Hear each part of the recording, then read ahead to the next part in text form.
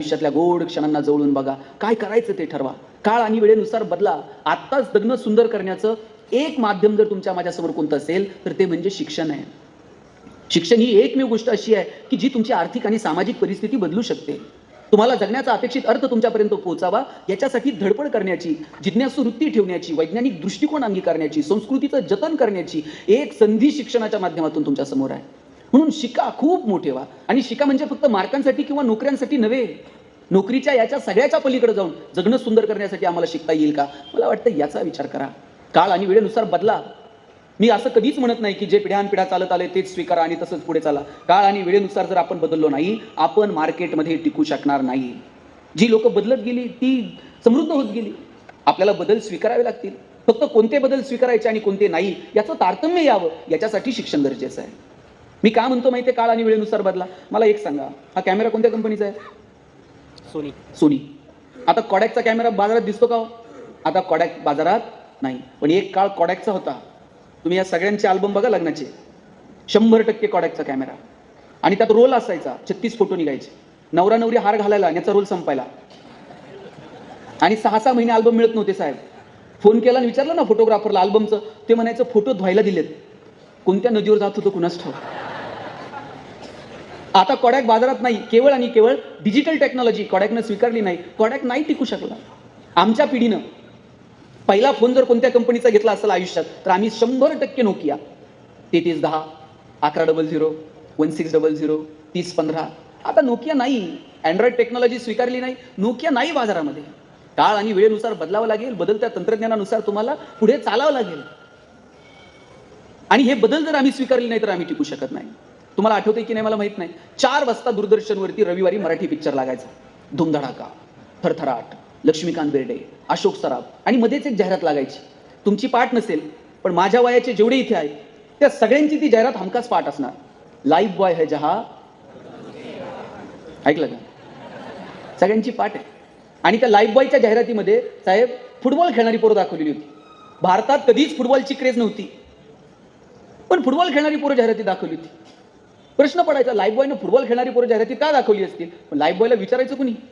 Life बॉयची monopoly होती बाजारामध्ये. लोक दुकानात जाऊन साबण द्या नव्हती म्हणत, लाईफ बॉय द्या म्हणायची. लाईफ बॉयनं आपलं एक मार्केट क्रिएट केलेलं होतं. पण त्याच वेळेला लक्स मार्केटमध्ये आला. इकडे राजा हिंदुस्तानी पिक्चर हिट झालेला. करिश्मा कपूर एकदम फॉर्म मध्ये होती. लक्सनं करिश्माला ब्रँड अँबॅसेडर केला. आता लक्सनं करिश्माला ब्रँड अँबॅसेडर केल्यावर फुटबॉल खेळणाऱ्या पोरांकडे कोण बघताय का? लक्सनं आपलं मार्केट तयार केलं. लाईफ बॉयला कळलं काळ आणि वेळेनुसार बदलावं लागेल. लाल रंगाचा ठोकळा साबण उपयोगाचा नाही. आपली कॉम्पिटिशन लक्स सोबत आहे. त्यांनी गुळगुळीत साबण बाजारात आणला, लाईफ बॉय गोल्ड नावाचा. आता त्याची जाहिरात फुटबॉल खेळणारी पोरं नव्हती करत. त्याची जाहिरात करत होता कॉलेजचा एक मुलगा आणि मुलगी. मुलगा मुलगी गाडीवर चाललेले असतात. मुलगी गाडीवरनं उतरते, रागात निघून जाते. मुलगा विचारतो काय झालं? मुलगी सांगते पसीने की बदबू से परेशान. पोरगा घरी जातो, लाईफ बॉय गोल्ड आंघोळ करून येतो. अहो ह्या कंपन्यांना कळलं साहेब.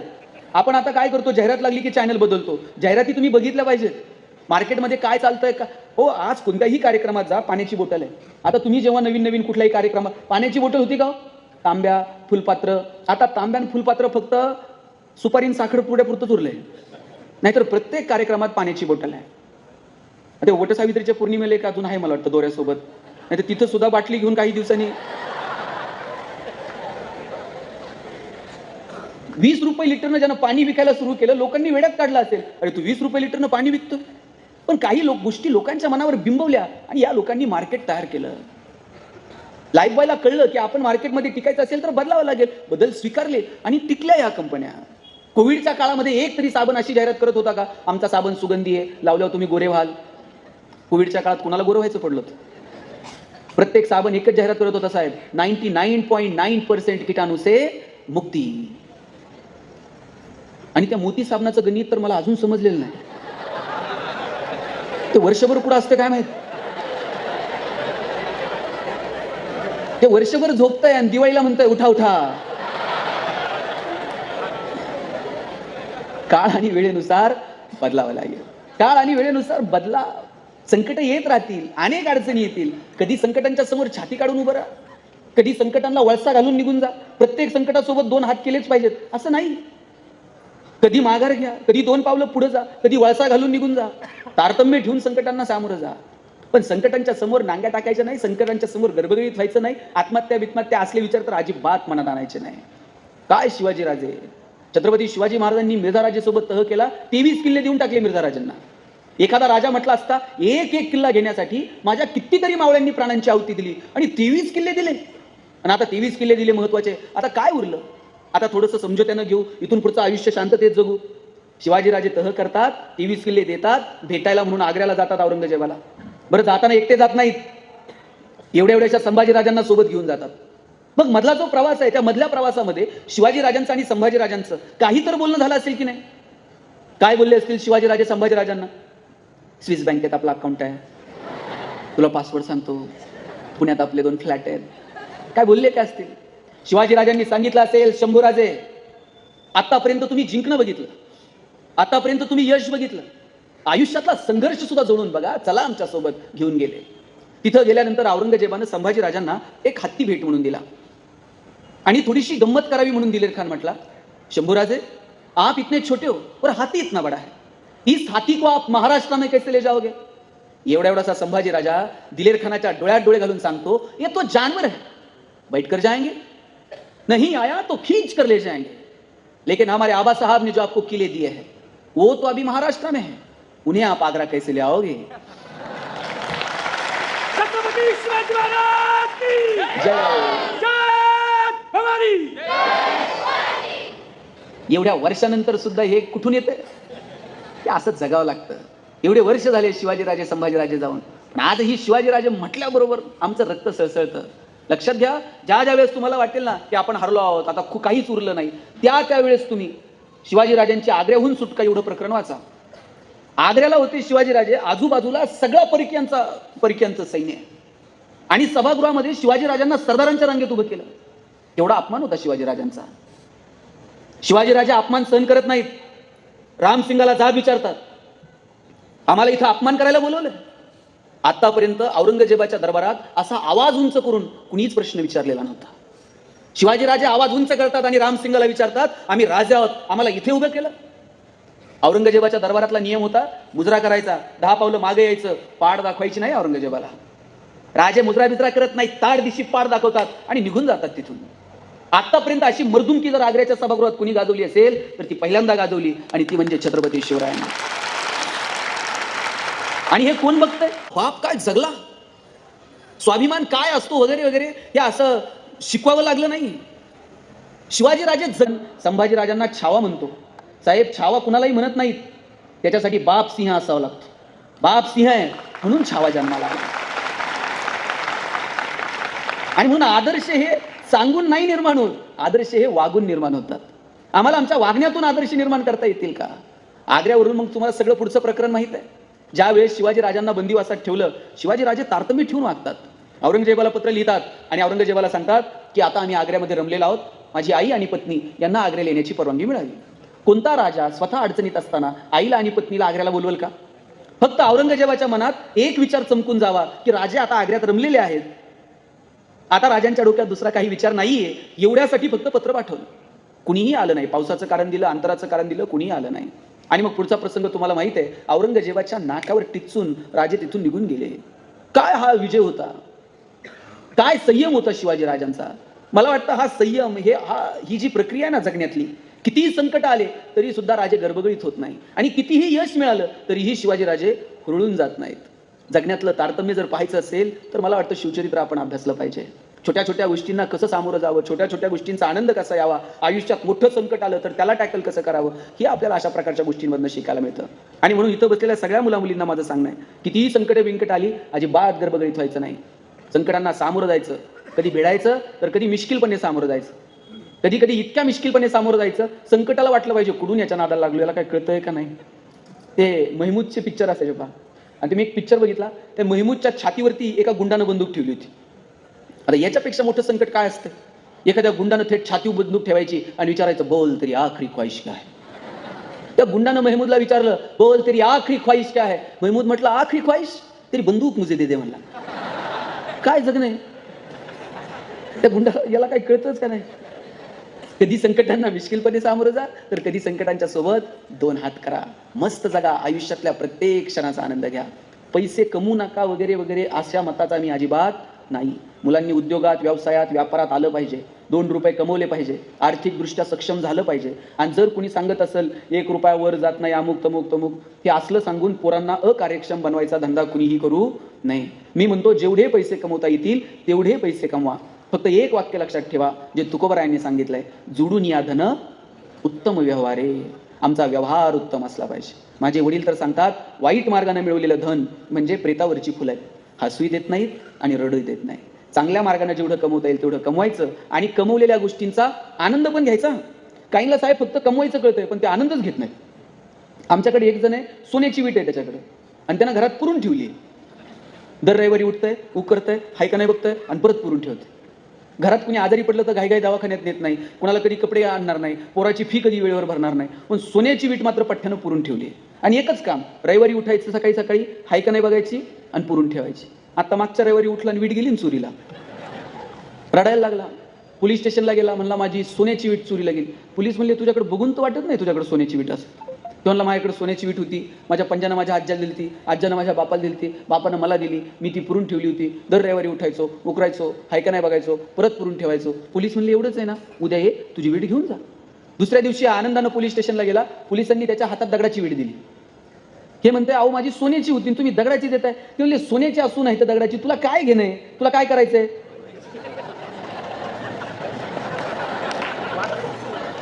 तुला जर पुरूनच ठेवायची आणि उकरूनच बघायची, तुला जर ती खर्चच करायची नाही, तुम्ही एकमेकीकडे बघू नका.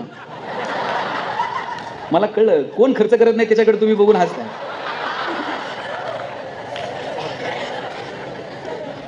कुठेही खर्च करायचा नाही तर याचा इथून तुम्ही बाहेर पडले ना, ते सरांनी सांगितलेलं आहे, ओढून टाका सगळं.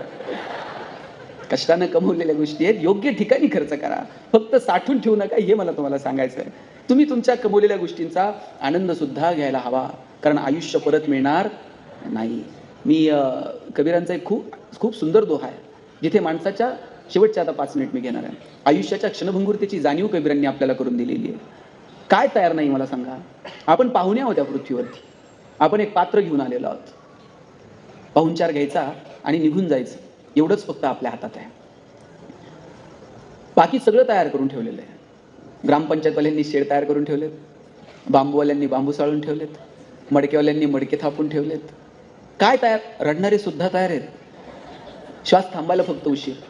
ज्या दिवशी श्वास थांबला त्या दिवशी 4 जण येतात, उचलतात, घेऊन जातात आणि मग कबीर सांगतात, फूक दिनी जैसे होली. जशी होळी पेटवतात ना तितक्या सहजतेनं पेटून टाकतात.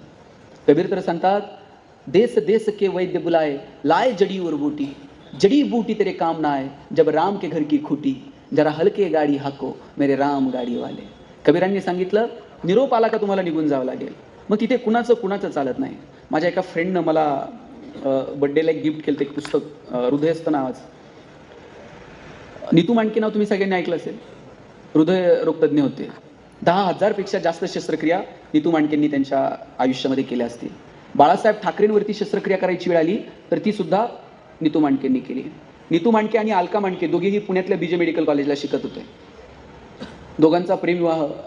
आणि असंच एकदा प्रवासात असताना मी एवढ्या शस्त्रक्रिया केल्या आणि कधी मलाच अटॅक आला तर, अरे कुणाला येऊ शकतो, मला आला तर तू सांग मग काय करायला हवं. मग डॉक्टर सांगायला लागले, असं कर तसं कर, ह्याला बोलव, त्याचा सल्ला घे, आपल्या वर्गातला तो अमुक होता ना मग त्याला विचार, ट्रान्सप्लांट जर करावं लागलं हृदय तर मग इथे करू नको, इकडे जा. अशा 2 जण एकमेकांशी गप्पा मारत होते. अलका मांडके या भूलतज्ञ आहेत. ऑपरेशनच्या अगोदर भूल द्यावी लागते, त्यालाही तज्ञ लागतो. ते कुणी कशी कुठे देऊन चालत नाही. आणि हसता हसता नीतू मांडके म्हटले, अलका ते ऑपरेशन कुणी करायचं ते करू दे, पण भूल मात्र तूच द्या. अलका मांडके लिहितात की माझ्या आयुष्यातही मला कधी असं वाटलं नव्हतं की आम्ही जे बोललो ते कधीतरी प्रत्यक्षात येईल म्हणून. एक दिवशी नीतू मांडके असेच प्रवासात होते आणि अचानक छाती दुखायला लागलं आणि त्यांनी अलका मांडकेंना फोन केला, अलका जिथे असशील तिथून पटकन ये, जवळच हिंदुजा हॉस्पिटल आहे, मी हिंदुजाला पोहोचतोय, मला त्रास होतोय, तू लवकर ये. नीतू मांडके ड्रायव्हिंग करत करत तिथे पोहोचले, गाडीतनं खाली उतरले, वॉचमॅनच्या गळ्यात हात घातला, सांगितलं मी नीतू मांडके, पटकन स्ट्रेचर बोलव आणि मला ICU मध्ये घेऊन चल. नीतू मांडके हिंदुजाला आले, सगळं हॉस्पिटल गोळा झालं, त्यांना ICU मध्ये घेऊन गेले. हजारो शस्त्रक्रिया करणारे नीतू मांडके स्ट्रेचरवरती ICU मध्ये असे लहान मुलासारखे झोपलेले होते. स्वतः सांगत होते, हे करा ते करा, ह्याला फोन करा.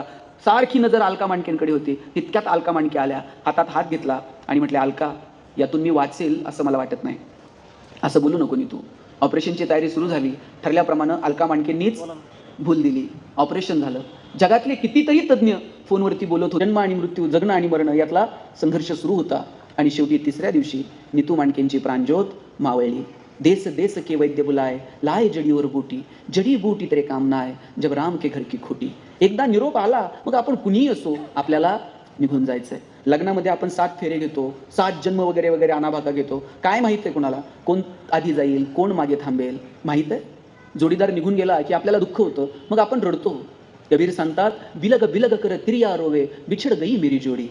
बिलग बिलग कर तिरिया रोवे, बिछड़ गई मेरी जोडी. कहत कबीर सुनो भाई साधो, जिन जोडी उन तोडी. ज्यानं जोडली त्यानं तोडली. आपण मालक नाही होत. आपल्याला पात्र दिलेलं आहे, त्याच्या मर्जीनं जगायचं, त्याच्या मर्जीनं चालायचं. इथे रुबाब चालतो तो निसर्गाचा. आपण या निसर्गातले एक छोटेसे घटक आहोत आणि म्हणून आपल्या पात्राचा आपल्याला आनंद घेता येईल का, मला वाटतं याचा विचार करा. आयुष्यातला प्रत्येक क्षण असा टिपकागदासारखा आनंदानं शोषून घेता येईल का, मला वाटतं याचा विचार करा. नातीगुती जपा, एकमेकांना वेळ द्या. कॉलेजचे दिवस तर पोरापोरींनो तुम्हाला परत कधीच मिळणार नाहीत. ते मस्त एन्जॉय करा. एका बेंचवर किती जण बसता रे? फक्त आम्ही 3 जण बसायचं. कर्कटकनं रेष मारून असं जागा वाटून घ्यायचं. तुझा हात तिकडे का आला, तुझं दप्तर तिकडे का गेलं, तुझा पाय इकडे का आला. शेवटच्या दिवशी बाईंनी मला उभं केलं. मला म्हटले, गणेश बेंच इथंच राहणार आहे, तुला फक्त वर्ग सोडून जायचं. बेंच इथंच राहतो. आपण कॉलेज सोडून जातो, आपण वर्ग सोडून जातो, पण त्या आठवणी मात्र कायम सोबत राहतात.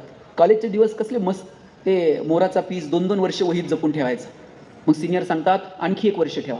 मग विचारायचं का, ते सांगतात 3 वर्ष मोराचा पीस वहीत ठेवला की मग त्याला पिल्लू होतो.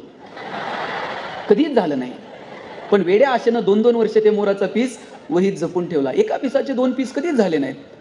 पण आशा वेगळी. सर, ह्या पोरांचं जगणं जर तुम्हाला शोधायचं असेल ना, तुम्हाला ते ट्युटोरियलमध्ये किंवा एक्झामच्या त्यात सापडत नाही. या कॉलेजच्या पोरापोरींचं जगणं जर शोधायचं असेल ना, यांच्या रोजच्या वह्या याची मागची पानं बघायची, शेवटची. मेहंदीचं डिझाईन असतंय, रांगोळीचं डिझाईन असतंय, गणितांचे आकडेमोड, खाडाखोड. आमच्या पोरांनी तर किती नावं खुडून किती वेळा गिरवलेली असतात. ही धमाल जी आहे ना महाविद्यालयातली, ही कॉलेजमधले, हे दिवस तुम्हाला परत कधीच मिळणार नाहीत. ह्या जगण्याचा आनंद घ्या, पण हे जगत असताना जगण्यातली सात्विकता आपण विसरत नाही होत ना, मला वाटतं याची पण काळजी आपण या कॉलेजच्या जीवनामध्ये घेतली पाहिजे. केवळ आणि केवळ, शेवटचं 1 मिनिट आता, केवळ आणि केवळ पैशांवरती जर जगणं सुंदर होत असतं तर जगातली सगळी श्रीमंत माणसं सुखी झाली असती. आता हे जे सिनियर आहेत, इथं समोर काही बसलेले ज्येष्ठ नागरिक आहेत, आता पगार वाढले साहेब. तुम्ही शिक्षकांना विचारा, 6व्या-7व्या वेतन आयोगानंतर जरा पगार वाढले, नाहीतर काय पगार होते हो. माझे वडील 2006ला मुख्याध्यापक म्हणून रिटायर झाले. 15,000 रुपये पगार होता. रिटायरमेंटच्या दिवशीचा पगार त्यांचा 15,000 रुपये होता. आता काहीतरी पेन्शन त्यांना 30-32 रुपये असेल. पण पैसे नव्हते या लोकांकडं, पण ही माणसं समृद्ध आयुष्य जगली असं मला वाटतं. कुटुंबातला सर एक जण कोणतरी नोकरी लागायचा, 2 भाऊ कुठं तर गावाकडे असायचे. मग जो नोकरीला आहे त्यांना गावाकडच्यांचं बघायचं, जे गावाकडे आहेत त्यांनी नोकरीवाल्याला थोडंसं बघायचं. काय मजा होती. जो नोकरीला लागन त्यांना भावांचं बघायचं, भावांच्या पोरांची शिक्षण बघायची, बहिणींची लग्न करायची, बहिणींच्या पुरींचं शिक्षण बघायचं. पैसे नव्हते, पण आनंद मात्र भरभरून होता. गाडी नव्हती हो. पहिला पगार किती, 1,500 रुपयानं नोकऱ्या सुरू झाल्या. आणि बायको जर कधी म्हणली शिर्डीला चला, आपल्याकडे 2 व्हीलर नव्हती. मित्राची गाडी घ्यायची, त्याच्यात निम्म पेट्रोल निम्म रॉकेल. इथं निम्म्या रस्त्यात गेल्यावर गाडीतलं पेट्रोल संपायचं. मग ते गाडीतलं पेट्रोल संपल्यावर यानं गाडी वाकडी करायची. हे तंत्रज्ञान फक्त भारतात आहे. जगाच्या पाठीवर कुठं पेट्रोल संपल्यावर गाडी वाकडी करत असतील असं मी तर अजून बघितलेलं नाही. आणि गाडी वाकडी करून जर चालू झाली नाही तर त्याच्या पुढे काही सायंटिस्ट आहेत. टाकीत असं फुकायचं आणि मग ते टाकीत फुकल्यानंतर तर बायको असं बघायची, कोणत्या मुहूर्तावर याची माझी गाठ पडली कोणास ठाऊक.